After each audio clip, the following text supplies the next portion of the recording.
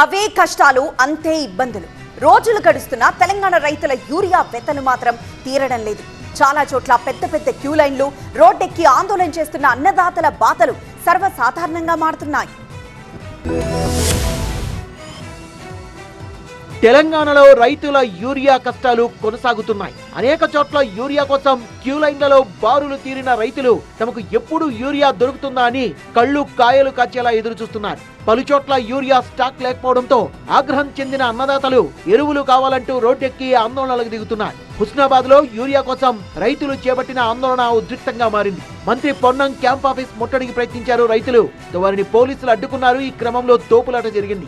ఆగ్రహించిన రైతులు camp office ఎదుట బైఠాయించారు. ఈ క్రమంలో రైతులతో మాట్లాడేందుకు వచ్చిన తహసీల్దార్ కాళ్లు పట్టుకొని తమకు యూరియా ఇప్పించాలని ఓ రైతు వేడుకున్నారు. ఖమ్మం జిల్లాలో ఎరువుల కోసం ఆందోళనకు దిగిన రైతులపై ఎంపీఓ దురుసుగా ప్రవర్తించారు. నేలకొండపల్లి మండలం చెరువు మాదారంలో యూరియా ఇవ్వాలని నిరసన చేపట్టారు రైతులు.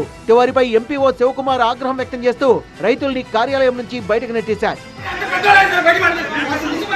మరిపేటలో పలువురు రైతులపై కేసు నమోదు చేశారు పోలీసులు.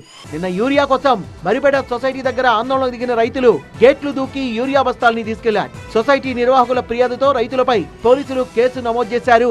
యూరియా బస్తాలు అప్పగించాలని అధికారులు హెచ్చరించారు. కాంగ్రెస్ ప్రభుత్వం కృత్రిమంగా యూరియా కొరత సృష్టించిందన్నారు తెలంగాణ బీజేపీ అధ్యక్షుడు రామచంద్రరావు. యూరియా బ్లాక్ మార్కెటింగ్ ను సర్కార్ అరికట్టలేకపోతోందని విమర్శించారు. యూరియా కొరత కృత్రిమంగా కాంగ్రెస్ పార్టీ చేసింది, కాంగ్రెస్ ప్రభుత్వం చేసింది. వాళ్ళు దళారీలో బ్లాక్ మార్కెటింగ్ ఆపలేకపోతున్నారు. కేంద్రానికి ముందు చూపు లేకపోవడం వల్లే రైతులకు యూరియా కష్టాలు వచ్చిపడ్డాయన్నారు తెలంగాణ మంత్రి తుమ్మల నాగేశ్వరరావు. ఇప్పటికీ అరాకొరగానే రాష్ట్రానికి యూరియా ఇచ్చారన్నారు. మాకు చెప్పినటువంటి 9,80,000 టన్నుల్లో ఇప్పటికీ 5,30,000 మాత్రమే కేంద్ర ప్రభుత్వం సప్లై చేయగలిగింది. అది అరాకొర. ప్రతి నెలలో కూడా డిఫిసిట్ పెట్టారు. ఓవైపు యూరియాపై అధికార విపక్షాల మధ్య మాటల యుద్ధం నడుస్తుంటే మరోవైపు తమ యూరియా కష్టాలు ఎప్పుడు తీరుతాయని రైతులు ఎదురు చూస్తున్నారు.